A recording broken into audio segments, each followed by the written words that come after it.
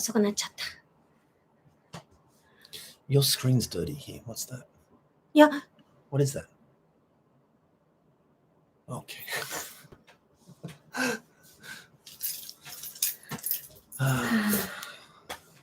こんばんは。Good evening. Thank you for joining us for another riveting ちょっとね、 chat ギリギリ with になっちゃいましたけれども、ありがとうございます。 Matthew and Hiromi from English Uplift. We hope you are having a productive week, a healthy week, and are staying out of trouble.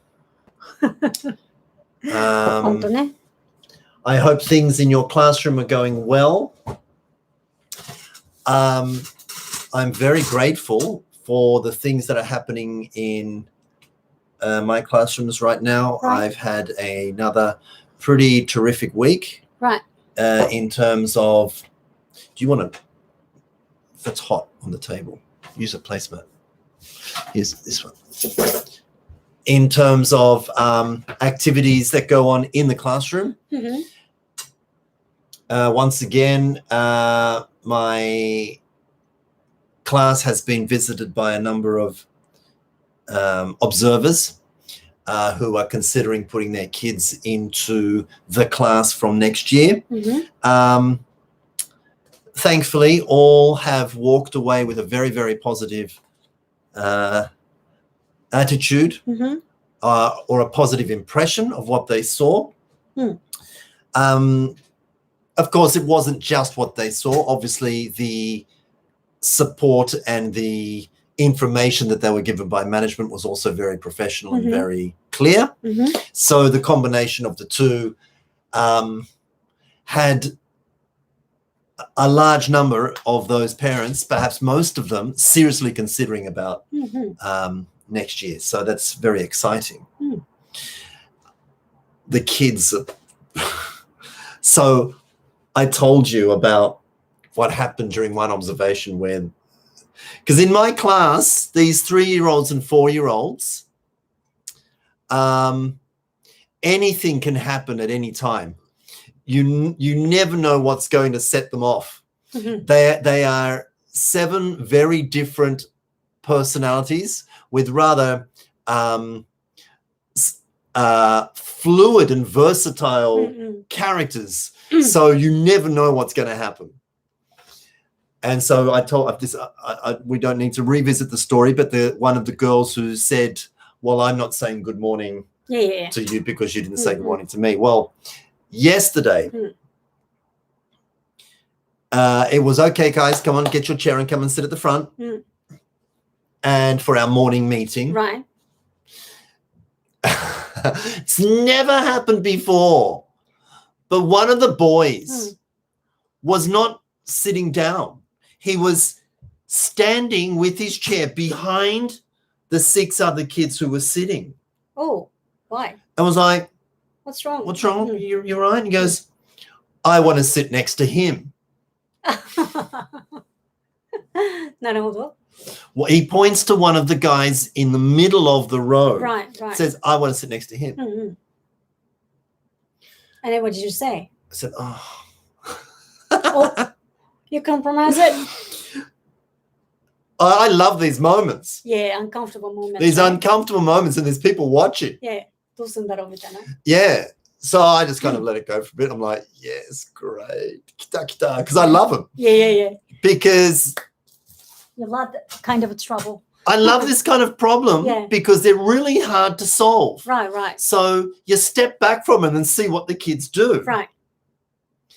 And so the interaction among the kids at that particular point was quite interesting because some kids were like, just sit down.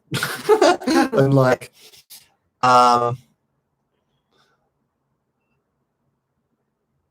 somebody said, I think like we are waiting or your friends are waiting or something like that. And he's like, no. And he wasn't going to move. He was not going to move. Right. I want to sit next to him. Why? Don't know.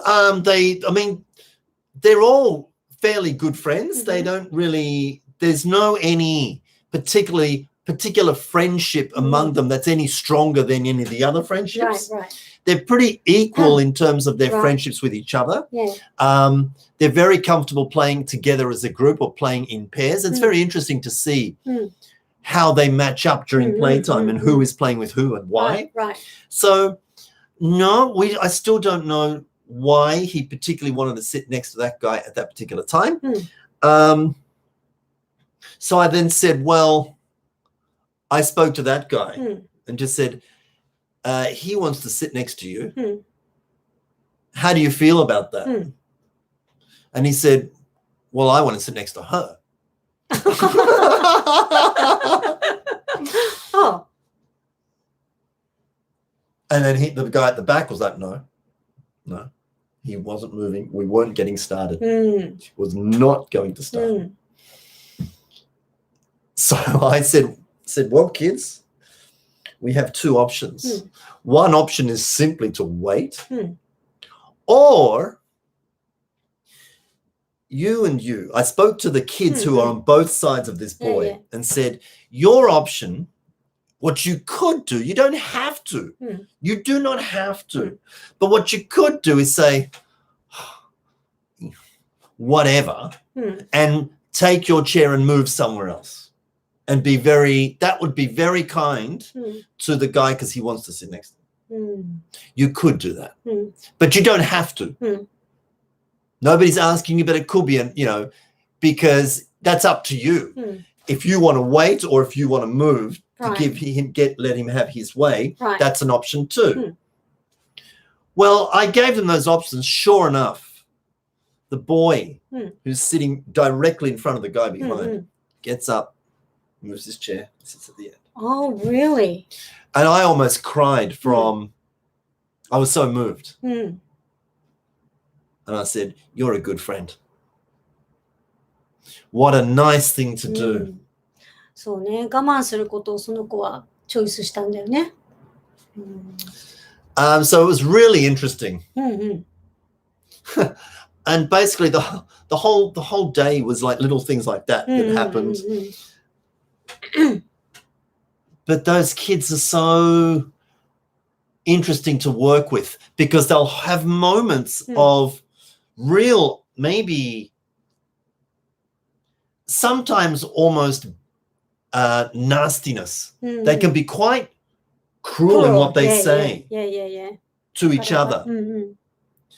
But they also have wonderful moments. 三角関係。 Good evening, Minori Sensei. こんばんは。 They can have wonderful moments of complete kindness to each other and the support they give each other, especially one of the girls who has some areas of difficulty with her communication. They are so sweet to her. でもそこで考えたんだね、子供ながらにね。どうしたらいいかなってね。で、その座れた子は、どいてくれた子にちゃんとお礼を言ったの。Yeah. ちゃんと言わなきゃね。そっか。So, yeah. Yesterday, my team teacher and I, there was so many funny things happening. We couldn't stop laughing. It was so funny. 子供からいろんなことを学べるね。Yeah. いいことです。And of course, the parents that were watching too, they really laughed. And そうね。 And as a teacher, when you don't say anything, when you don't get involved, it's very easy for teachers to come and solve all the kids' problems. But if you recognize it's a problem with the kids, you should step back and see what they do and what they say and give it some time. And some amazing things come out. Right. やっぱりそこ大事だよね。大事. We've spoken about this before. Most teachers don't like problems in the classroom. But I think these are brilliant moments of opportunity. それなんかね、こうuncomfortable なモーメントっていうのがやっぱり treasures. そうなんかこう成長するいい機会っていうかさ、納得いかないとかね、嫌だなって思うことがあっても、じゃあそれをどうするかっていうで、そうね、それ面白いね。Yeah. うん。でも3歳、4歳でそれできるのってなかなか面白いね。面白い。And the fact that they do it all in English. Right. うん。なるほど、なるほど。And so one of the boys, his issue right now is raising the volume of his voice. And so the others are kind of repeating me. They go like, big voice, please. うん、Yeah. It's great. ね Really interesting.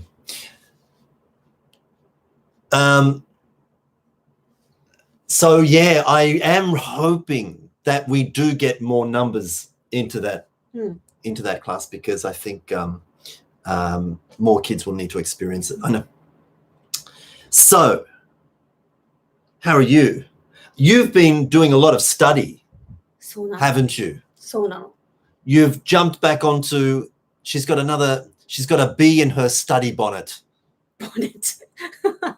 or a bee in your bonnet is Mhm. like an expression to say Yeah. that you've got things to do. そう、いや、なんかね、ちょっと違うことをもう勉強してたんだけど、今、ちょっとまたディープなところに今戻ってるね。Okay. Please share what you've been doing and studying. 今ね、もう一回、SLA に戻ってます。 SLA, Second Language Acquisition. そう、第二言語習得論ね。Okay. うん。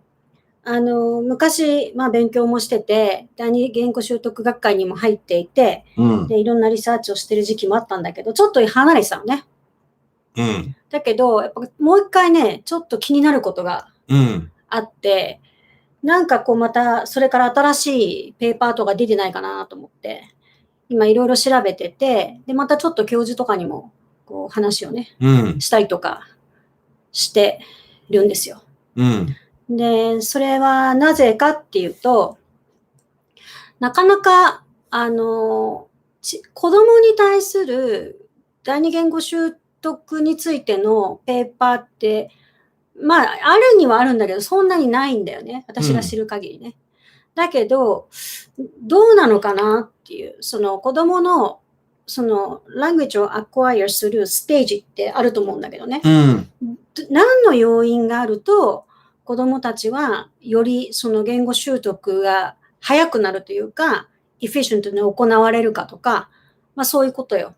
で、大体自分の中の経験値とか、マッシュの授業を見たりとか、いろんなことして分かってるんだけど、なんかそういうのはっきり書いてあるのないのかなと思って、で、いろいろリサーチをしてるのよ。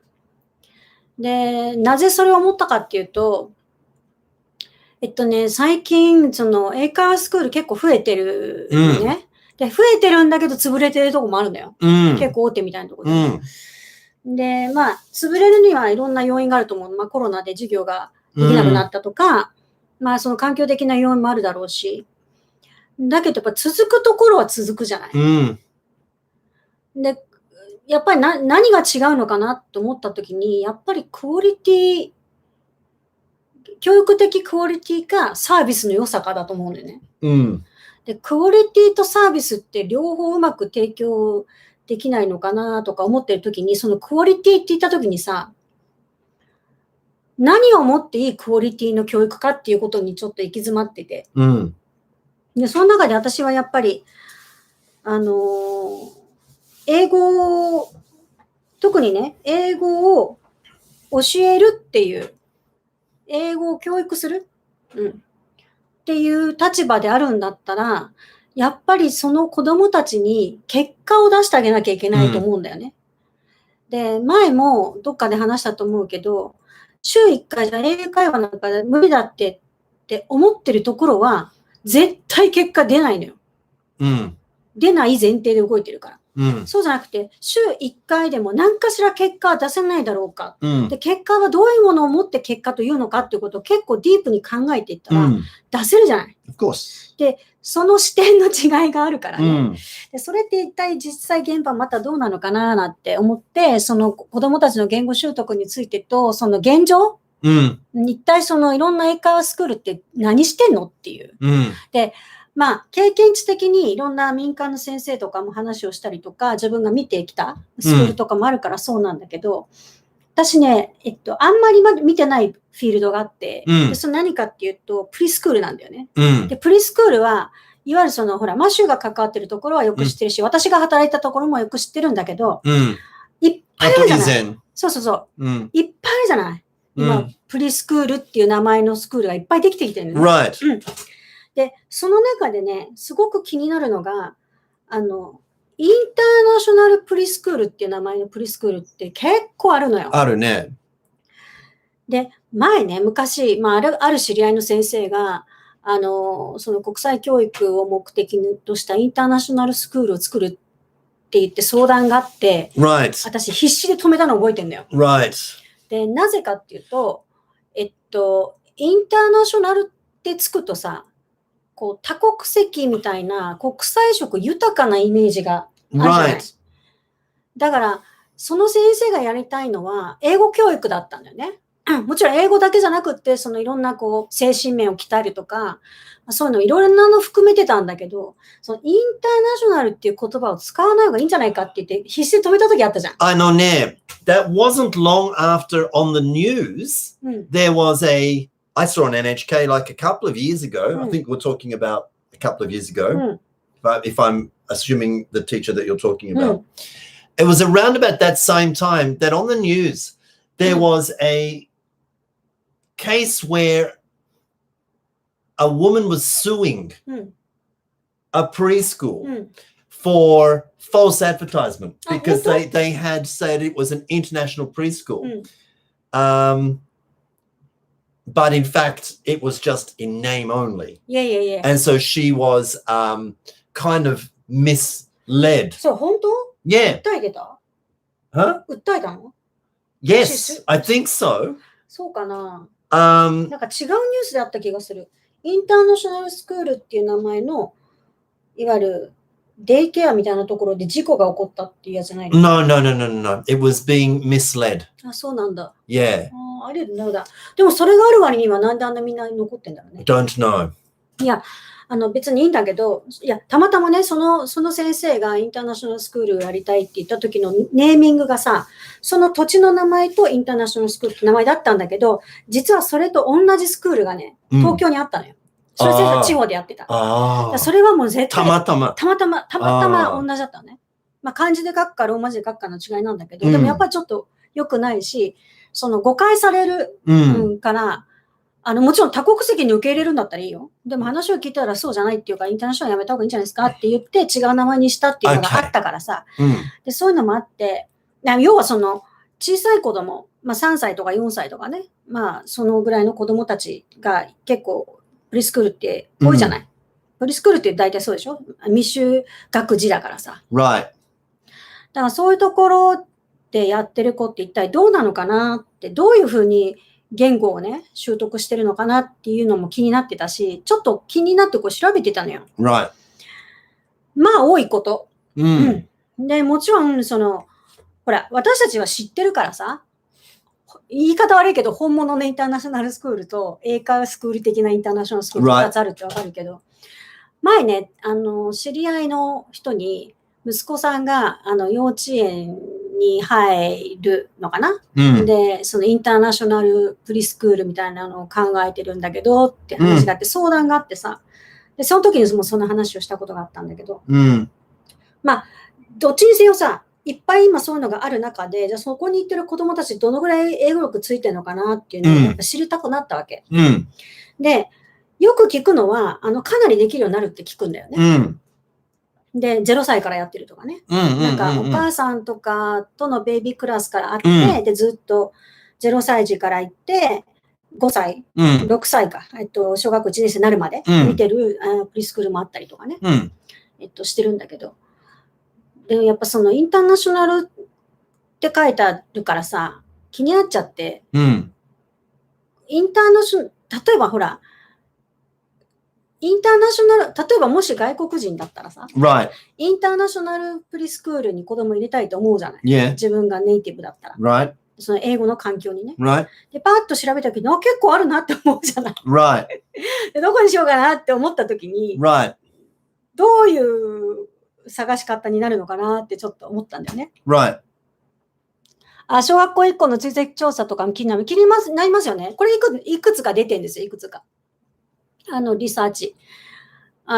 プリスクールをやってる子がその後どうなったかとか、英検を幼稚園で取った時にその後の中学生どうなったかとかってね、調べると多分出てくると思います。面白い結果が出てくると思います。で、これはまあ先に結論付けて言うと、プリスクールでうまくいってる場合とうまくいってない場合ってすごく二極化してる。まあいいや、それでね。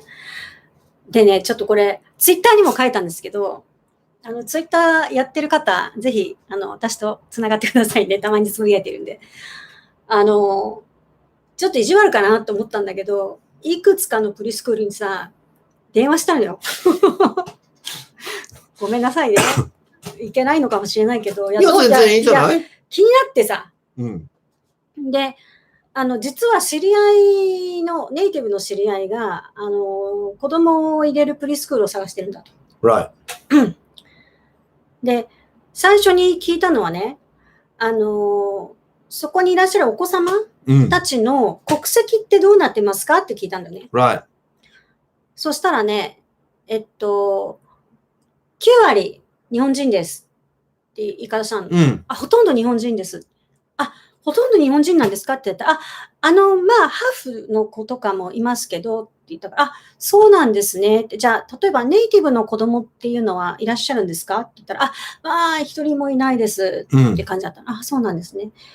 で、先生とかが結構の国籍とかどうなんですかって言ったら、まあ、アメリカ人が一人と、フィリピン人が一人とかね、なんかまあ、2人か3人ぐらいの先生言ってたのかな。そうなんですね。で、実はって、ネイティブの子供で、アメリカ人とイギリス人のハーフの子なんだけど、お母さんはそうそう、お母さん、アメリカ人で、お父さんイギリス人で、まあ、ネイティブの子供なんだけれども、まあ、日本語ができない子供で、2歳の子供なんだけれども、ちょっと探してるんだと。って言ったらね、断られたんだよね。へー。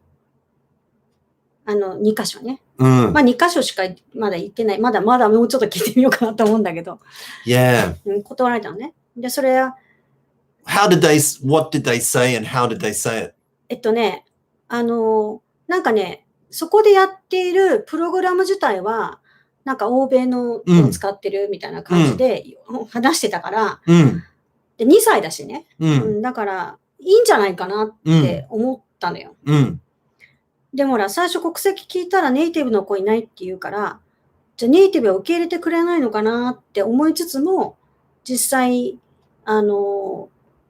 ネイティブの2歳の子なんだけれどもって言ったら、そうなんですねっていう感じだったわけ。なるほど。いや、実はうちの教室は、英語を学ぶ環境を作ってるので、ネイティブの子は、お家でも英語を聞く環境があるので、ちょっと違うかなと思うんですけどって言い方されたんだけど。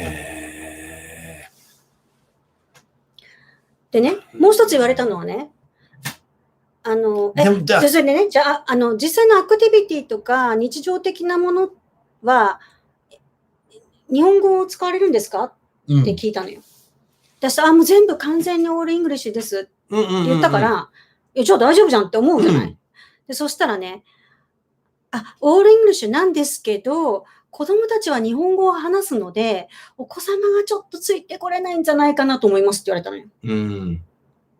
The same reason was given in those two locations. そう、2つもね、同じ答えだったの。That's interesting と思って。先生は英語で話すけど、子供たちは日本語で話すので、その子供が日本語がわからないとついてこれないと。だから受け入れてるのは日本人かハーフの子っていう感じだったよね。全然違う場所だよ。県もまたいて違うとこだったので、たまたまなんだけど、ちょっとピックアップして気になったとこがあったから。で、なんでそこに電話したかっていうと、なんか、欧米のいろんなの使ってるって書いてあるぐらいから。Right. 面白いなと思って。でも、欧米でなんかやってるフォニックスとか、欧米でなんとかやってる、なんかね、プログラムをやってるって言ってるのに、その欧米のネイティブの子は受け入れてくれないっていうさ。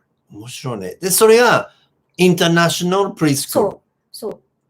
インターナショナルプリスクールだけれども、ネイティブは NG です。そう。面白いね。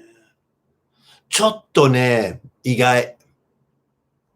ほら、例えばさ、マッシュの前のところはさ、全然関係なかったじゃん。ネイティブの子もいたし、ノンネイティブの外国人の子もいたし、日本人もいたし。And where I work now? Yeah. Of course, no problem. まあ、割合的には日本人が多いけど、もちろん。いたじゃない。But there's no limitation on, of course, anybody can apply. だって、英語でプリスクールをやってるわけだから、子供たちも英語話すようになってるし、で、ネイティブの子が入った方が刺激があって英語良くなるんじゃないって思った、ね。You would think so.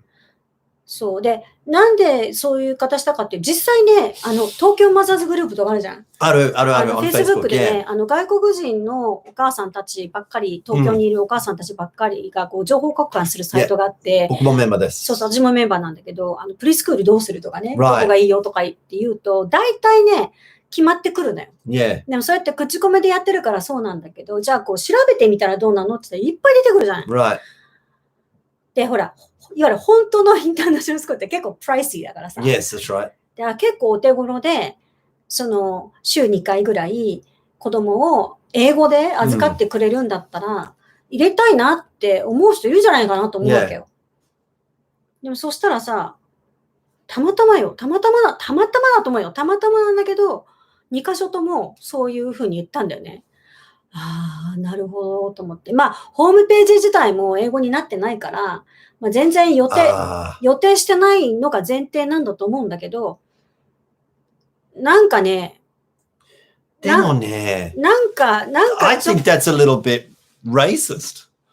そうなの。だって国籍、いわゆる国籍と language problem があるってアウトってことでしょ？ Yeah. Not even language problem. It's if you are a native speaker of English, you are not welcome in this school. I mean, that sounds pretty discriminatory to me. いや、最初ね、私はIs it just me? Doesn't it sound a bit discriminatory? いや、でね、なんか結局両親が日本語が話せないんだと。で、私がちょっとビハーフでちょっとインクワイアリしてるっていう形にしたのよ。Right. だから親の日本語の問題があるからダメなのかなって思ったら、それはわかる。それはわかる。いろんな連絡がね、難しいとか。いや、にしてもさ、ネイティブの先生いるんだからなるわないじゃんって思うじゃん。ネイティブいるからね。イングリスピーキングの先生がいるから、まあなどはなるじゃんって思いつつも、いやそうじゃなくて子供が大変だと。って言った時にさ、まあコロナだからかもしれないけど、日本人が多いけれども、一旦見に来ませんかっていうオファーはないんだなって思ったわけ。すごいね。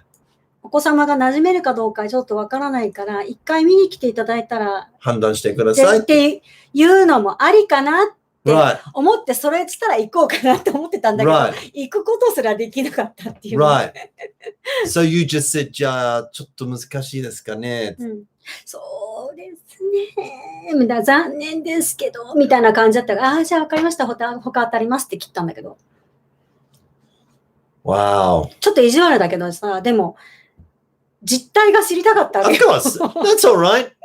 People do that all the time to get information about. Yeah, that's okay. それでめちゃくちゃストレス感じたっていう話よね。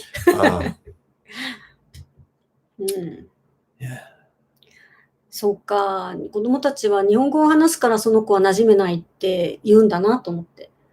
でもそうだとしたら、もし本当にそういうケースがあったときに、ストレスかもしれないけど、だって例えばさ、2歳だろうが1歳だろうが3歳だろうが6歳だろうがさ、もう引っ越してきて、例えばさ、オーストラリアに行っちゃったって言ったときに、じゃあ日本語のプリスクールとか行ってる場合じゃないじゃん。ね。だからいきなり英語でもストレスもっと大きいはずなんだよ。でも、もしその子のケースがあったとしたら、せめて教室の中で英語の環境だから、だいぶストレスないと思うんだよね。あと、友達のやりとりだけでしょ。それでも断るんだ。なんか、見に来ませんかって言われなかったことがショックだったわけよ。見に来ませんかって言われなかったのね。That is pretty mind-blowing. And that it was not just one, but two locations that gave you the same reaction. そう。That's rather remarkable. 本当にね、同じようなリアクションだったね。日本人の子ばっかりなんでとか、英語を学ぶ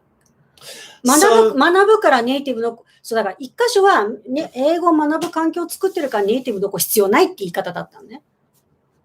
で、もう一つのところは、子供たちが日本語喋るので、お子さんが合わないと思いますって感じだったの。It seems to me that they don't have confidence with their... ネイティブが来たらビビっちゃうのよね、多分。わかんないけど。But I mean, I don't know. I don't know. そう。現地校にボーンっていられるストレスに比べば全然でしょ？そうなのよ。だからまずその子が合うかどうかとか、お母さんとかもさ、ね、一回体験とか、来てみませんかぐらい言ってよって思ったんだけど、言われなかったのよ、これが。面白いね。で、それですごい私はさ、やっぱこう考えちゃったわけ。ネイティブが来られると困るスクールなのかなっていう。で、ネイティブが来られると困るスクールなのにインターナショナルスクールっていうのって思って、言うんだと思って。でもそういうのがいっぱいあるんじゃないかなと思ったら、なんかね、名前負けしてあんまり中身がないとこが多いんじゃないのって。いや、そうじゃないとこも絶対あるし、いいとこもね、ちゃんとあるのはわかるんだけど、なんかあまりにも多いじゃない。あまりにも多いじゃない。なんかさ。Well, if you contacted two schools that gave you that reaction, it makes you start to think, doesn't it? That,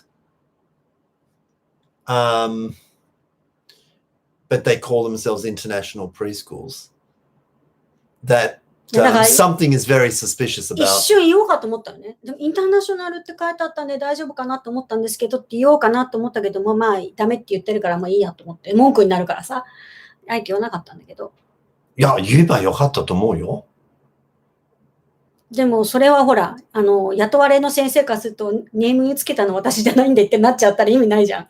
知りませんになっちゃうじゃん。私が名前つけたわけじゃないんですいませんっていう風になったら、その質問をする意味がないと思ったからさ。いや、オーナー出してくれって言ったらまだ別かもしれないけど。なるほど。みのり先生。東京国際なんてなくないつもりだ。そうね。でもさ、その国際って何よねって思わない？なんか英語やってたら国際なのってまたそこでさ、私がまたイラッとする感じが出てくるわけですよ。I remember a long time ago, I was living in Saitama, and I'll change the place name, just for the want of a name. I remember I walked past a place with a big sign, the Iwatsuki International. I'm just changing the place name. Okay. The Iwatsuki International Swimming School. International Swimming School. でも確かにあるよね。国際スポーツなんとか、国際スイミングなんとかとかね。But it didn't look like an international. でもそれってさ、でも私のイメージよ。そのさ、スイミングをこう大会に出てって国際的に活躍する。例えばコーチがさ。でもスイミングに関しては国際。まあ。なんでだろうな。And it wasn't Iwatsuki, okay? But it was a rather small town in the middle of Saitama, because I lived in small towns in Saitama. And I'm like, if you're going to have an international swimming school, why here? やっぱりさ、国際を目指していこう。国際的に活躍しようね。インターナショナルなのかな。どうだろう。The sign was in English, so I don't know. Maybe unless they do their swimming education in English, I don't know. あ、それはないと思うよ。それないか。それはない。なんか国際的なんだろうね、きっと。まあ、swim. It was a real. なんかさ、I stood in front of this building for a while, like going. 確かに外国人から見たらさ、何がインターナショナルな国際なんだろうって思うよね。でも、I don't know anything about that school and didn't check, but I do remember being rather puzzled by the sign. ほら、でもやっぱイメージとして見たら、インターナショナルっていうと、その、いろんな国っていうイメージがあるじゃない？いろんな国。But you know, I can't imagine refusing a student on the basis of their nationality or on their mother tongue. そうなのよ。That's rather shocking for me. And I know where I currently work and where I have worked, we don't care. I certainly don't care. Kids are kids. Kids are kids, you're welcome. ね。Where are you from? Oh, that's great. No problem. ただ英語でね、やり取りするっていう Yeah, that's yeah. Do you speak English? Great. Do you speak English? No, no problem. マツコ・デラックスみたいな感じ。ね、なんかね、面白いよね。みのり先生。She's on fire again today. 別にね、文句が言いたいわけじゃないけどさ、なんか、気になるね。気になるね。あと、どのぐらいそういうのが出てくるのかな。まあ、もういいけどさ、なんとなく、まあ、2箇所がたまたまそうだっただけだと思うし、実際ね、そうじゃないスクールもいっぱいあるからさ。でも、なるほどなぁと思って。名前がかっこいいとやっぱり人気があるのかなとかさ。worries me. で、そうなるとね、でね、引っかかったのがさ、子供たちは、先生は英語なんですけど、子供たち日本語って言ったんだよ。それ、でも英語教えるか、英語、いいの？そう、英語を学ぶ環境って言ったのに、子供たち日本語 OK なんだっていうさ。でもそれはね、あんまり驚かない。それは他でもあった。他でもあったし、マシューのスクールに来る前のプリスクールも結構有名な、ものすごいちゃんと、それこそインターナショナルな感じ。でも確かにそこはインターナショナルな感じだったけど、もうね、校舎もちゃんとあるようなところだったけど、子供たちはあんまり英語喋らないみたいなことあったからね。あんまりそう驚かないんだけど、いや、驚かないんだけどっていうのも変な話じゃん。ダメだよ。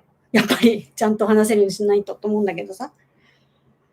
なんかね、なんかいろいろこうサービスとかこうビジネスはできてるけど、なんかね、本当に英語を使えるように育てる気あんのかなみたいな。だからその教育をするときに、そのやってることがこうちゃんとつながってってるのみたいな感じがあるわけよ。で、そこはね、結局、小学校2年生ぐらいまでは見るんだって。なんか、高学年からないのよ。でもまあ、それよくある話だよね。で、それなぜかっていうと、なんか塾に行くから生徒取れないんですとか言ってやらないとこもあったりするじゃない。あとほら、耳がいいのは3歳までだから、3年生、9歳ぐらいまでだから、そこからもうあとは見ませんみたいな感じも結構あるじゃない。でもやっぱそっから本番じゃないのかなと思って。なんかね、すごい変なストレスを感じたんだよね。Yes. どのぐらい、だからね、ちょっとその、SLA ももちろん見ながらなんだけど、実際どうなのっていうのをなんか、リサーチしてるとこないのかな、ちょっと探したいなと思った。ちょっとね、ごめんなさい、話ずれちゃったけど。So yeah. で、そう。それね、その SL、セカンドラングエッジアクジションを今やりながら、今、そういう、こう、やりとりがあったもんだから、またちょっと私、0歳からの教育を見直しをしててね。私も昔こう勉強したことあったけれど、ステージはわかるのよ。Age appropriate のアクティビティとかね。で、そうじゃなくて、やっぱり language に関して。language に関してどうどうこうステージを組むとか、どういうことが要因があるといいのかっていうのは、ちょっともう一回勉強し直そうかなみたいな。なんかね、経験値的にこうだろうっていうのはあるんだけど、なんかそういうバックアップするものないのかなと思ってね。いや、面白いけど、なんか変なストレスを感じてます。Which brings us to the topic. あなたもかなりストレスだったからね、最近。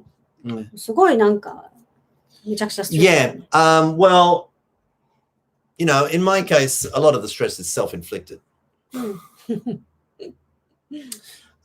When I make mistakes, and I do, I make mistakes. They're pretty big, and I think about them deeply. I can't let them go. I still am stressed by mistakes that I've made like 25 years ago, 30 years ago. So stress is, you know, all people suffer from it, but or to certain degrees. But それを取る方法あるから教えてあげるよ。Yeah, I'm sure. But so today, because we're just talking a couple of things and things went down, and this thought, I wonder how teachers handle their stress. So just did a little bit of Googling, nothing too deep, but I found this particular paper. And I will quote it today, and so I'm politely going to give it credit. I picked it up from www.researchgate.net, and it's a paper entitled Stress Management for Teachers, Reflection on Schools' Daily Activities, and it was first published in a school in Indonesia. It's by an educator called Hadi Siswanto from the University of Islam Blitar. So, first of all, it's specifically aimed at teachers. So, and it's a fairly lengthy paper. So, it seems that quite a lot of research has gone into this particular one. The author goes on to define stress, but I'll skip that and go on to causes of stress for teachers. And this person has researched a number of different causes of stress. And I wonder if this relates to any of you watching. ちょっとごめんね、話は悪いけど、実はさ、私ツイッターをやり始めてね、気づいたことがあって、すごいね、小学校の先生が結構つぶやいてんのね。You were saying that last week. Yeah. That they take to Twitter to vent their frustration. そう、フラストレーションをここ書くことでリリースしてんのかなって思うぐらい、結構ね、書いてあるのね。で、たまたまほら、私の友達がさ、いろんな勉強していろんな資格を持って、現役の小学校の先生なんだけど、その先生のための、コンサルをね、始めたのよ。そのストレスとか、先生のためのその働き方とか、職場への向かい方とか、やっぱ鬱になっちゃう先生とかすごい多いから、それを助けるために、こう、いわゆる真面目ちゃんから、あなたらしい先生へっていうところに引っ張っていくサポートを始めてんだよね。Right. でもすごい大事だと思う。現場の先生だから分かることってあるじゃない？ Yeah. 彼女が今現役の先生だからっていうのはすごくね、そういうつぶやきの先生にとって駆け込み寺になっていいんじゃないかなと思って、今応援してるんだけどね。ぜひぜひ聞かせて。Yeah, okay. The author says, in order to be able to cope with stress successfully and effectively, we need to identify its causes. So here is a short list of causes of stress for teachers. Number one, poor career structure. What does it mean? I would imagine maybe background career? No. If you are in the teaching industry and you spend years in the teaching industry, this is your career. And maybe depending on the institution you are working for or working at or working with, maybe there is the structure of it doesn't make you feel motivated. Well, you for example, may always find that you are your career or your institution sends you to different classes, or you're not making progress within the structure. Perhaps. I didn't read in the detail, but that's what I get from that particular, that's the very first cause, poor career structure. So in other words, the structure of your career is not well built, it's not well structured. So maybe you feel like your career is not advancing, you're not getting anywhere. Limited かもしれない。なるほどね。The second one is an individual misbehaving student. I wonder if we can relate to that one, that there is that one particular student who gives you a little bit of stress. I think most of us have had an experience like that. I think we can relate to that particular experience some way or another. なんかそう思うとうちの娘申し訳ないと思っちゃうね。先生にね。Yeah. She's not misbehaving. She just can't do any different. Okay? Because she loves her teacher. Yeah, she does. She loves him. And he quite likes her too. But I hope so. Yeah. Number 3, an inadequate salary. ああ、これよくあるね。なんだっけ Well, teachers, I think, particularly in the public schools, and especially in Australia, where teachers have always complained about being underpaid. なんだっけ神からの手紙だっけ Letter from God じゃなくて、なんかそういう映画なかったっけなんかど忘れした。なんか知りません男の人がさ、神様の声が聞こえるようになったとかいう。知ってる。I know the book. いや。中にさ、なんか、教育者こそ本当はお金を得なきゃいけないのに、なんでストリッパーの方がサラリーが高いんだとかいう話があってさ、Right. 結局人間っていうのは大切なものに使わないで娯楽に使う癖があるっていう。Right. どうでもいいものに実はお金をばらまいてて、お金ないって言ってる。大切なことにお金をかけてないって。だってさ、ドクターとかティーチャーってものすごい大事なことだと思うんだよ。You would think so. The education of your younger generation, of your country's younger generation, you would think would take priority. だってさ、やっぱりどういうふうに生きていくか、どういうふうに物事を捉えるか、どういうふうに解釈して、どういう行動に移すかって全部教育な気がするんだけどね。Schools would say, or boards of education would say, that they're not getting the funding from the government, that the budget from the government is simply not enough. And this is very true in, for example, in America, where public schools accept sponsorship. そう、マクドナルド。Yeah, from fast food restaurants. Local restaurant, yeah. Fast food restaurants. Fast food restaurants, very famous fast food restaurants will often sponsor. あるよね。消しゴムとか鉛筆とか。That's right. They will sponsor public schools because they know that they lack the funding. And in return for that, they're allowed to put vending machines. Yeah. They're allowed to provide goods, educational goods, notebooks, erasers with their logo on it and stuff. They're allowed to use the roof of the school as advertising. Yeah, なんかちょっとさ、怖いね。まあ、日本はそれないけどね。So a lot of schools are turning to private enterprise for more money. まあ、ただ、プライベートスクールの場合は別だからね。ちゃんとトゥイションがあってさ、パブリックスクールとは全然システム違うからね。Yes. So that's an area that teachers are stressed with.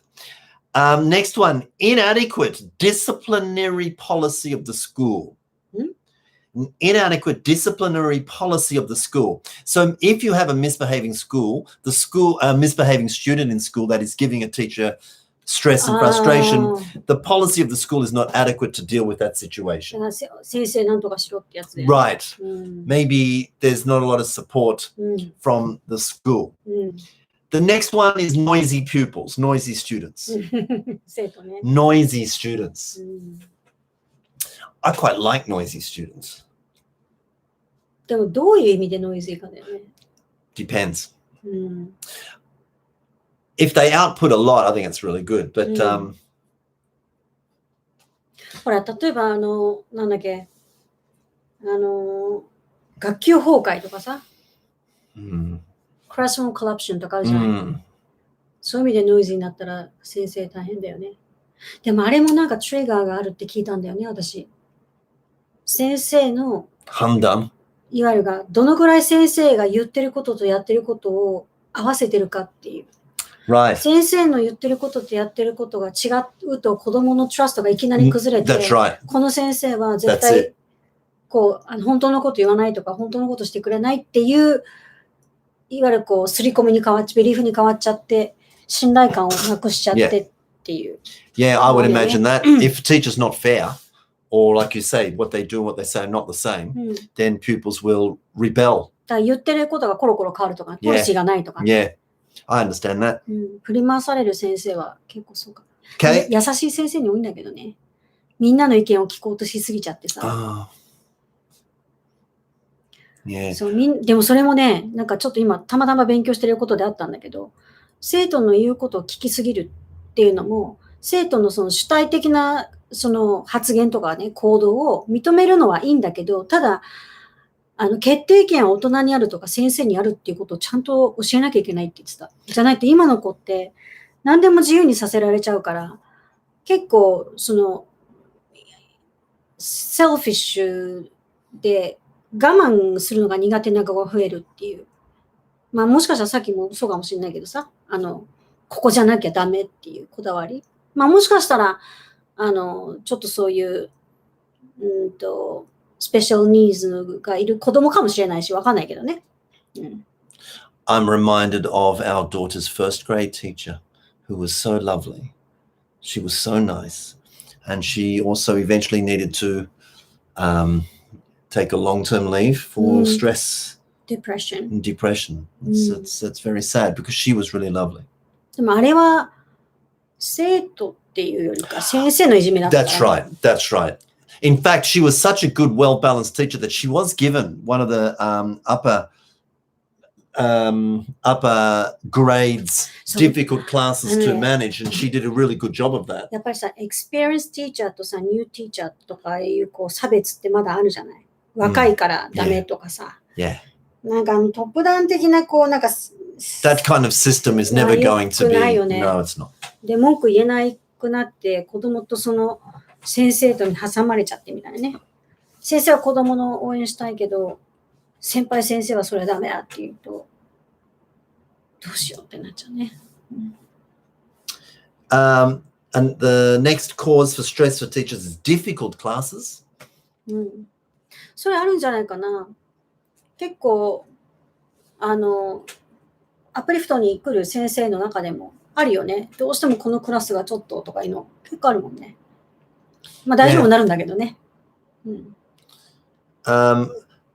The next one is trying to maintain or uphold a standard. どういう意味？So you have to, for example, this is your standard. You need to make sure that your lessons are of this standard all the time and every time. And so that pressure of trying to maintain or uphold a level that is perhaps too high. それ民間の中でもあるんじゃないかな。例えばその英検を何級取らせないといけないとか、あとこれ絶対やらなきゃいけないとか、これ絶対終わらさなきゃいけないとか、結構フランチャイズのスクールさんとかもあるよね。これをフランチャイズだからこそもう絶対遅れちゃいけないみたいなプレッシャーあったりとかね。そうだよね、それね。Yes. And then the last one they identified as too much work to do. Too much work to do. まあ、学校の先生に関しては、でも民間の英語の先生でもなんかありましたよね、事故が。なんか、教材作るので、忙しくて、亡くなっちゃった人がいなかったっけ？本当？知りません？ちょっと今、ちょっと話端折りすぎたかもしれないけど。なんかね、あんまり、もう、教材を作んなきゃいけなくて、たくさん。もう家でラミネートして、もうなんかやることがいっぱいいっぱいあって、ストレスで死んじゃった人がいた気がする。あらまあ。なかったかな？皆さん知りません？聞いたことないかな？なんかそんなのなった気がするな。All right, so this particular researcher has found 1, 2, 3, 4, 5, 6, 7, 8 main causes of stress amongst teachers. Poor career structure, individual misbehaving student, inadequate salary, inadequate disciplinary policy of school, noisy pupils, difficult classes, trying to maintain or uphold a standard, and finally, simply too much work to do. Now, in saying that, I went to a different page. This is www.wgu.edu. 9 stress management strategies every teacher needs to know. いいね、いいね、いいね。Okay, so let's go from the causes to management strategies. 9. なんで10じゃないの？もう一個作ればいいのにって。もうストレス感じない？もうその一個ないだけで。そう。気にならない？なんでないんだよ。Give me 10。いいじゃん。なんか無理やり10ってなんか10がダサいんだったら9でいいよ。10, whatever. Whatever. Up to you. Up to you. 9. Stress management strategies every teacher needs to know. Oh, from interesting. www.wgu.edu. As a teacher, you know that stress is inevitable. Papers will stack up, students will act out, and lessons will need to be planned. Now, while stress is inevitable, how you respond to it can spell the difference between a long, rewarding career and one cut short by burnout. Okay. Hey, try these 9 stress management strategies out and be sure to let us know what works best for you. Number 1, rather surprising, but a good one. Breathe. 大事だよね。大事。Breathe properly だって。大事だよね。Breathe properly. なんかさ、呼吸が浅くなってるもんね。ストレス感じてる時って。Now, I read this wonderful book called Zen Meditation by David Brazier. And in it, he says, as often as you can during your day, be aware of how you're breathing. そう、だからメディテーションいいって言うんだよね。So, but even like, even with meditation, which I don't often do, certainly don't do it on a daily basis. I do pay attention to my breathing occasionally. こんばんは、サチ先生。こんばんは。あ、覚えてます？そのニュース。ね、なんかありましたよね。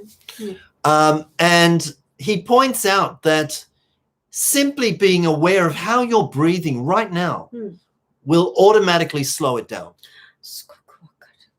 Just being aware of how you're breathing will slow it down. Now, they are suggesting you, when you're experiencing intense levels of stress, breathe in deeply, put your hands on your stomach and feel it expand for 4 seconds, and then exhale evenly for 4 seconds. Keep this up for 2 to 3 minutes for maximum effect. なんかさ、ほら、ほんとちょっと前まですっごい私イライラしてたじゃん。いろんなことを聞いてて。もう心拍数上がって呼吸浅いもんね。Yes, true. 本当に危ないよね。私すごい怒ってんな、みたいな。Right. Now, Mr. Brazier says that if you can do this a few times a day, you will see the quality of your life totally change. わかる。It's amazing, isn't it? 鬼滅の刃が流行ったじゃない。Yeah. あの時にほら、なんとかの呼吸っていうじゃない。あれ結構理にかなってるよね、なんて結構巷で言ってたよね。呼吸って大事っていう。大事。ね。呼吸ね、気をつけましょう、皆さん。Number 2. Embrace the stress. 大事。わかる。 It's a rather surprising number 2, isn't it? 逃げないってこと。Embrace the stress. Henry Ford, very famous American. He famously said, whether you think stress is positive or you think it's negative, you're right. それはよく私言うよね、講座でもね。According to health psychologist Kelly McGonigal, viewing your stress in constructive ways will actually cause your body to respond to it differently and prevent long-lasting physical damage. そうそう、なんかね。So change your outlook on stress. すごいわかる。I love the word embrace. Yes, you do. まあ、私ね、4の中にも入ってるけど、こうね、もう一旦もう OK って、OK にしたんだよ。ストレス感じてる自分にも OK をしてしまって、なんかもうやられてる、もうダメだとか、すごい傷ついた、もう頭にきたとか、イライラするとかいうことに対して、まあ、私そうやってイライラしちゃってるよねって一回受け入れちゃった方がいいもんね。She suggests that saying something like, this is my body helping me rise to the challenge. Great. Is a nice, so that's a nice thing, affirmation, isn't it? アファメーションも大事だね。This one's for me. Number 3, be imperfect. So, over the course of a decades-long career in which she has interviewed thousands of people as an academic researcher, Brené Brown has discovered that those who are overly stressed and unhappy often share the same trait. They believe they need to be someone better than who they currently are. So you don't need to be better than who you are. Be yourself and just slowly get yourself better. Is that being contradictory? I think you can develop yourself to improve, but in the process, still exactly who you are. You don't have to deny yourself your current imperfection. いいのよ。Teachers are often prone to perfectionism and its ill effects. True. 先生たちって結構完璧主義ちゃん多いからね。多いよね。なんかちゃんとっていう言葉がさ、ちゃんと、yeah. もうちゃんとが分かる。Teachers love that word, ちゃんと。ちゃんと。きちんと。Yeah. Teachers often feel that they are not doing enough or that their mistakes are magnified because of the importance of their job. この部分はね、養成講座でもっと深くやるからね。コーチングにかかってくるんだよね。If you find yourself feeling this way, fight back. The fact is you're already enough and you deserve love and credit. Don't forget that. いいですね。Do you love me? Okay. 何それI deserve love and credit. I deserve love and credit. いきなりやめてよ。はい。Number 4. Practice emotional first aid. Emotional first aid. どういうことする？わかんない。違う？はい。最悪。Do you beat yourself up when you experience failure or make a mistake? Yes. He said, this is a psychologist, Guy Winch. He says, well, don't do this. Don't beat yourself up every time you make a mistake. It would be like getting a cut and finding ways to make it worse. So in other words, if you make a mistake, by beating yourself up over it, it makes it worse. Punishment. So we don't do that when we experience physical pain. So why do we do it when we make mistakes and deepen the wound when the pain is emotional? Good point.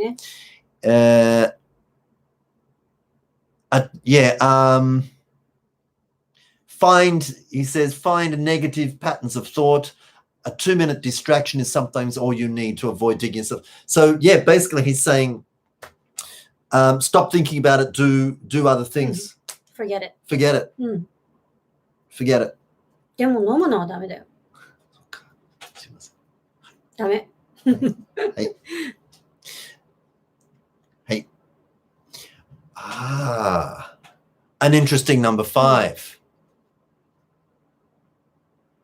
Be grateful. これ感謝するってことでしょ？いいですね。If you're stressed, be grateful. Hey, I've got a question. Doesn't that cause you more stress?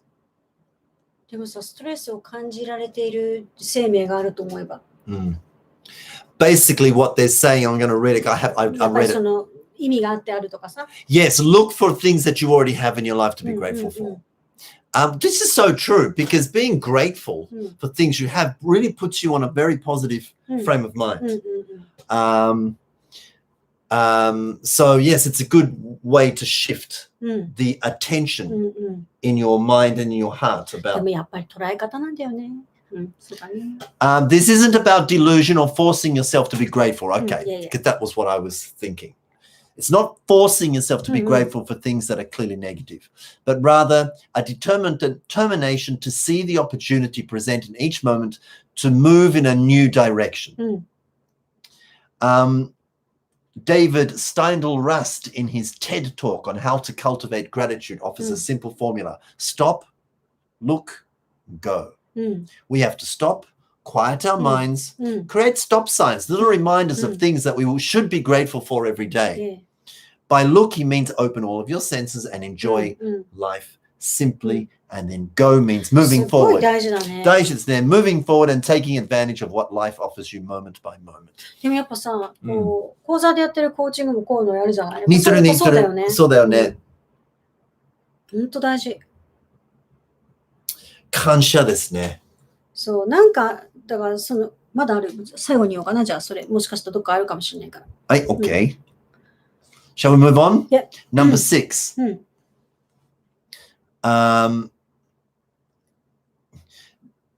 Limit the grass is greener thinking. The grass is greenest where it is watered is an expression. The grass is greenest where it is watered. Stop thinking like that. The reality is you will have challenges everywhere you go, which is true. そうね。 So, yeah. Hey. Number 7, work smarter, not harder. これはよく言われるよね。 Yeah. これはよく言われる。スマーターだよね。ハーダーじゃなくてね。 Right. It's easy to confuse feelings of exhaustion and burnout with hard work. But working hard and doing good work does not have to leave you feel depleted and on edge. Find ways to work smarter. Invest in tools or technologies that make your life easier. まあ、それもあるね。あとね、まあ、これもちょっと講座で話すことだけど、まあ、ちょっと今日 YouTube でちょっと話すとさ、よく大変って言うじゃない。大変って。よくないね、あの言葉。too vague。大変っていう言葉で終わらしている人は、何が誰がどう大変なのっていうのをね、ちゃんと見るとそんな大変じゃないことがわかる。次。Number 8. Very simple. Ask for help.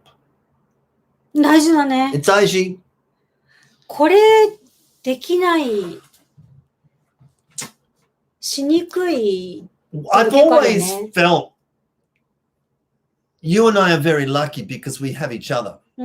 So when I need help, I can talk to you. When you need help, you can talk to me. I imagine there's lots of teachers who don't have that.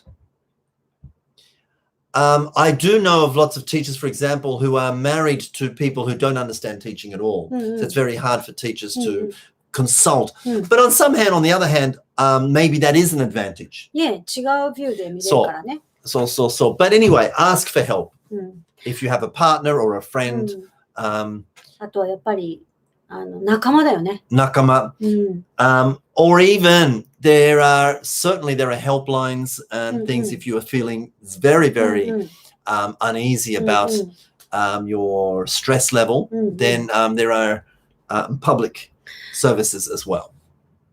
なんかこう自己開示っていうかこう自分をこう開いて見せることに対してやっぱりこう恥ずかしいとかヘジテーションとかあったりするじゃない。でも自己開示ができる人が一人いるだけで全然違うと思うんだよね。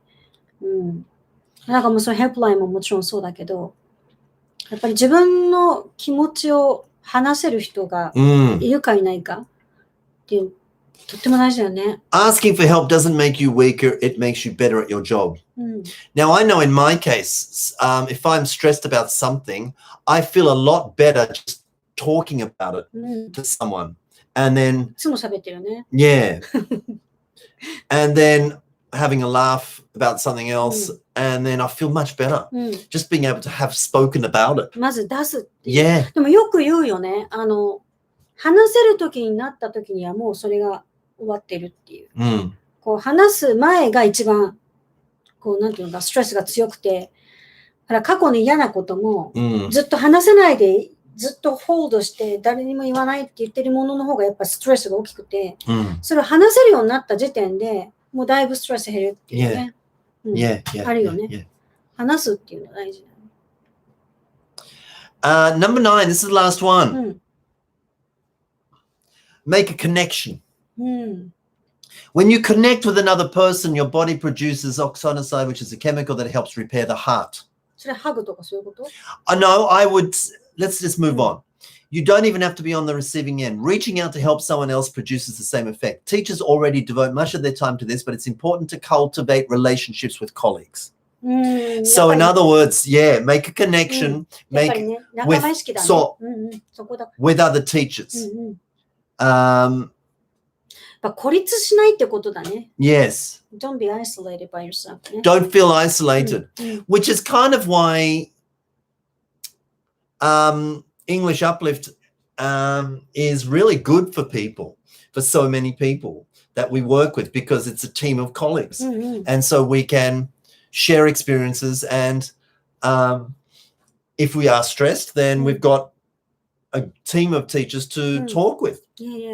なんかほら、私もコンサルをやるじゃない、で、やっぱりこう、全員ではないけど、もちろん必要な人には月1回ぐらいコンサルするんだけど、やっぱすごく悩んでる時にさ、コンサルお願いしますって来るじゃない、で、それってすごくいいなと思って。で、私もそうやって、こう先生と話せることがすごく楽しいし、先生も私と話すことで、あ、そうかって気づきがあったりとかさ。そうね。なんか、すごくその、コンサルに来る前に結構どうしようって悩んでても、コンサル終わってなんかスッキリしたみたいな感じで、大丈夫ってなると、あ、よかったなって思うよね。そういうのを話してくれるっていうのは私も嬉しいしね。悩みをね。一緒に考えるっていうね。そうそうそう。いや、でも大事だね。皆さんでもね、ほんと冗談抜きで、breathe. Yeah, let's just go to the top 9 again, the 9 stress management strategies again, and then we can talk about which ones were the most imshoteki. Number 1 was breathe. Number 2, embrace the stress. Number 3, be imperfect. Number 4, practice emotional first aid. Number 5, be grateful. 6, limit the grass is greener thinking. That is, please remind yourself challenges are everywhere. Number 7, work smarter, not harder. Number 8, ask for help. And number 9, make a connection. Now you're about to revisit number 1 about breathing. Breathe はね、本当に浅くなってるのがわかる。本当に意識しないと、なかなかディープブレスをしてないことってある。でもその時ってやっぱりイライラしたりストレス感じてるなって思うよね。I know we practice that on our kids if they are really upset by something, or even like the other day, our daughter's kicked one of the table legs accidentally and really hurt her foot. 痛かったと思うよ。So she's crying about that, holding onto her foot. And so we're like, all right, breathe in, breathe out. So whenever you have a stressful situation, even if it's a painful one, a physical painful one, when you are helping that person, first thing, ask them to breathe. Start breathing, right? Breathe in, breathe out, breathe in, breathe out. Then they can get through that moment and start to handle the situation carefully and calmly. いいよね。そう。大事です。私もすごく気をつけてる。私結構毎日じゃないけどやっぱりメディテーションすごく好きで、で、呼吸をしやすくするために香りを使う時があるんで、音と香りよく使うじゃない。で、香りを使うとすごく息の仕方が変わる。Aromatherapy? アロマセラピーってほどでもないんだけど、まあいくつかあってさ、今日はこの匂いだなみたいな。Where is that? You the other day. That was fantastic. いいでしょう。でもあれもね、やっぱ日によってわかるんだよね。自分は今日これだなっていう。好きな匂いはあるよ、もちろん。でもなんかこれだなっていうのがあるよね。And you just put it, where did you put it again? Palm. Just in the palm.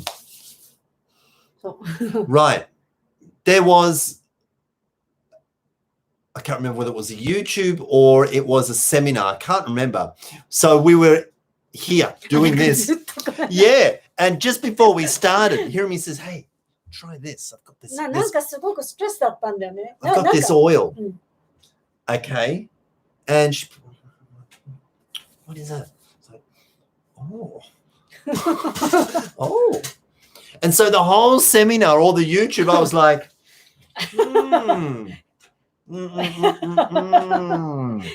ずーっとだよね。リラックスしちゃってる。めっちゃ良かったよ。そう。あれ、いいね。好きなのがね、あるんですよ。So 匂い and music, did you say? 音。私ほら、ボールあるじゃない。ベルとか。Yeah. チベタンベルとかさ。結構音も使うし、ミュージックも使うね。私、レイキヒーラーだから。Yes, Reiki music is pretty cool to listen to. I do like it. I'm also a very big fan of the sound of rain.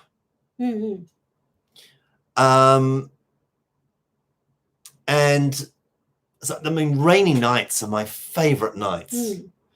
And I throw the window right open and go to bed listening to that rain hitting the pavement outside. And it's just the best. It's the best. Love it. I've tried also listening to rain through YouTube because there's lots of like rain channels that'll play you like 5 hours or 6 hours of rain nonstop. But it's not the same because it comes out of a speaker. And it also doesn't come with the smell. 雨の匂いね。そう。好きだね。大好き。Love the smell, love the sound. でもそれやるとやっぱ呼吸がね、ゆっくりになるから、深くなるからね。最高。Embrace the stress. Embrace it. Hold on to it. Realize, so change the way you think about it. そう、逃げない方がいい。逃げるともっとストレス感じる。Don't let it control you. Start to control it. そう。Control it and steer it towards a positive. そう、自分でコントロールできるって思う。そう。Be imperfect. It's okay. It's okay. そう。Mistakes will be made. いないから。Practice emotional first aid, which is not that at all. But yeah, do things that you like doing. You know, watch a movie every now and then. You know, just take your mind off things. Just remember to laugh. Hiromi and I have been watching quite a bit of comedy recently. There's a couple of really funny comedians that I quite like, and I like sharing them with Hiromi. そう。Facebook にも書いたんだけど、私あれにハマってんのよ。ディエゴ。なんだっけ？パペッツ。Yeah. なんだっけ？ Diego. Awkward puppets, I think it's called. Awkward puppets. 知ってます皆さん。私ね、that's hysterical. It's funny, very funny. ちょっとね、ブラックジョークで、あんまり上品ではないんだけど、結構好きなのね、私。Yeah. 皆さん見てください。Awkward puppets. It's so there's a puppet show basically, and there's a Mexican puppet. I think the story is it's a Mexican puppet, this guy called Diego. So Diego. And he's married to Bonita. Yeah, and he hates her. So he drinks tequila. He just loves drinking tequila, watching the soccer, and trying to get away from his wife. That's his world, basically. もうね、どうでもいいんだけど。どうでもいいけどもめっちゃ面白い。こう見ちゃう、あれは。面白い。よかったら見てください。いや、あんまりね、おすすめしない方がいいよ。本当？まあね、結構ね、ちょっとね、ブラック、ちょっとね、ギリギリだよ。私、彼のミュージック。That one's funny. Diego's music show. そう、ディエゴがピアノを弾いてるのって。And he performs his own original shows. かっこよかしい。And he goes, this one's called Starbucks. And he goes, Starbucks, you're expensive. This next song is called. そう、どうでもいいのよ。でも結構ね、それで笑う。はい。So, sorry, we're into that kind of rather black humor. 笑って忘れる。Yes, so yeah, turn to laughter. We find that helps a lot. Be grateful. Yeah, we are really lucky. We are 視点を変えるってことね。Understand that challenges are everywhere you go anyway. Work smarter, not harder. Work smarter, not harder. I recently realized that a paper cutter is more efficient than scissors. やめて、そのこと言うのも恥ずかしいから、本当に。もう、マッシュってそういうとこあるよね。でさ、意外とそういうのってさ、前から言っててもさ、あはって言いながらさ、やらないでさ、使ってみると、おお、すげえいいみたいな。そう、よくあるね。すっごいよくあるけど、すっごいムカつくの。ちょっとストレス感じた、今。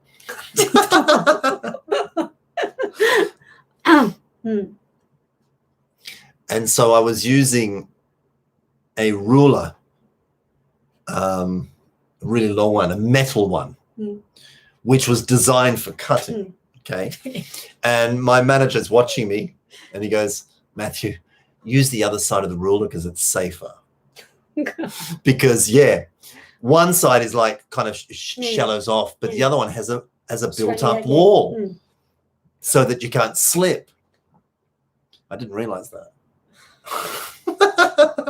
I'm like, oh. 意外とさ、ケアレスだよね。careless. ケアレスっていうか、アテンション。clueless. アテンションが苦手だよね。注意してみるとかね。なんか前もそんなのあったよね。っていうようなことするじゃん。So, no, look, when I use scissors, if I've got like a whole stack, you know, I've got one sheet for 10 students. I used to just like, all right, we'll just cut along the lines here. But of course, ちょっと曲がったりする。the top paper and the top second and third paper are fine. But then 4, 5, 6, 7, 8, they all start to like. ちょっと斜めになって。I'm like. And so teachers that I work with now, I saw them staple the papers together. 動かないよね。So I was like, oh, that's a good idea. Like, that's a good idea. And then they were using cutters. I'm like, oh, that's a really good idea. なんかもうちょっとがっかり。そうなんです。よかったね。教えてもらって。よかったね。恥ずかしいな。This is called working smarter, not harder. 嫌だな。Well, I'm very happy we ended this perhaps potentially depressing show on a rather upbeat, happy note. It's 4 minutes before the hour. Shall we give ourselves an early night? Anything you wanted to add? Rocky coming up on Sunday. そうそう。まあでも皆さんもストレスはね、感じちゃいけないんじゃなくて感じるものだからインブレイスした方がいいですね。で、もうしょっちゅうよ、私も。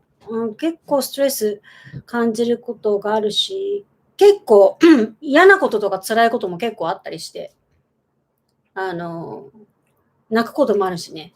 でも悪いことじゃないと思うので、その感情に向き合うっていうのはとても大事。まあ、この話もね、またロッキーの先生楽しみにしててください。もっとね、深く話していきたいと思います。とってもね、コーチングをやるにあたって、その感情とか言葉の使い方っていうのはとっても影響があるので、絶対ね、学んでもらいたいスキルだなと思うので。For me personally, there's not a lot about the classroom that gives me stress. In fact, if anything, the students, the kids make me laugh so much. そうだね。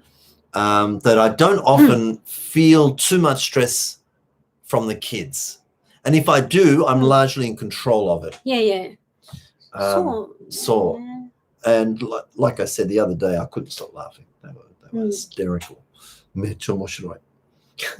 そう。はい。まあでも、うまくストレスと付き合って、頑張って、楽しくやっていきたいですね。Thank you very much for joining us this evening. Thank you for your contributions in the chat box. Minori Sensei, as always, some excellent observations. We are looking forward. Thank you very much, Sachi Sensei. We are looking forward very much to Rocky starting on Sunday. So next this Sunday coming up though. This Sunday, the next Sunday. So. Sorry. No problem. Sunday the 19th. そうです。もうすごく楽しみです。またね、なんかね、毎回ドラマがある。Yes. 奈良先生のこの before after みたいなのがこうね。Yes, it's going to be. その人にしかわからない before after が。It's going to be fantastic. そう楽しみにしてます。では、it's Friday tomorrow. Enjoy your last day of the week, and we will see you next Thursday. はい。Thank you very much. ありがとうございました。Good night. ストレスひろみね。Not healthy だね。いや、でも私やっぱ英語教育に関してはね、理想追求型で絶対行きたいのね。こうだから無理ってなったら無理じゃないです。そうだけどどうしたらいいってもう絶対そっちに行きたいからさ。でもなんかこうね調べると英語やってるってやってねえじゃんかみたいななんかそういうイライラはすごくたくさんあるけれど、でまあそれは置いといて、やっぱりいい教育ってなんだろうって正解がない分やっぱりpursueするものだなと思うね。I feel very blessed and very lucky that teachers like to hear what we have to say. That's a real rare honor.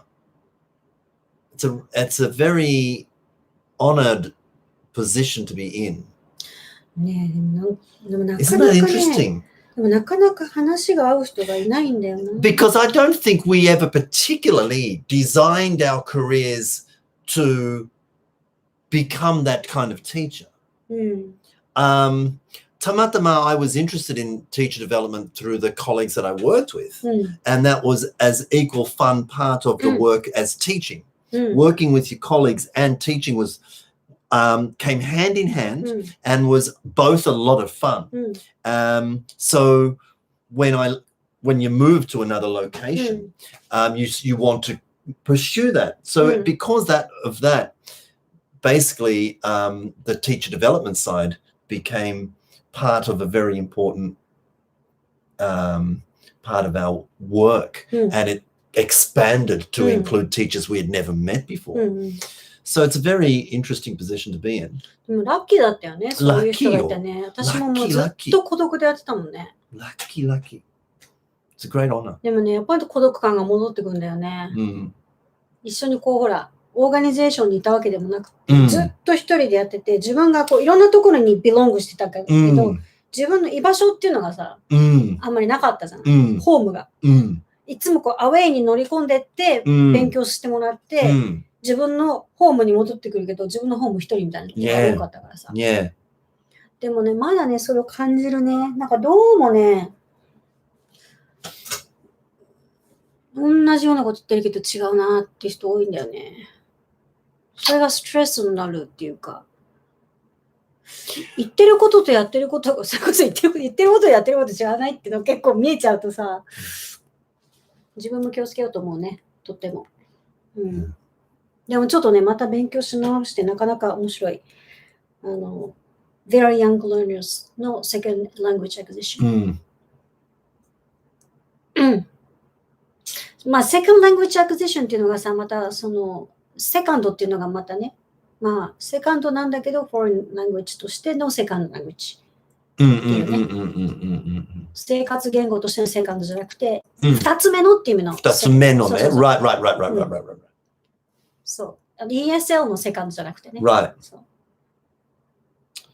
It's interesting, isn't it? いや、でもね、勉強すると止まんないんだよね。でもちょっと今。Now, were you saying that the more you study, the more stressed you get? いや、でもほら、分かることもあるし、there must be some evidence と思って、それを探してる。ただほら、今インターネットがあるから探しやすいっていうのもあるし、あとまあ、教授にね、聞いたり、またする機会もできていいかな。なんか余計なこと話してた。ごめんなさい。Good night. おやすみなさい。Good night.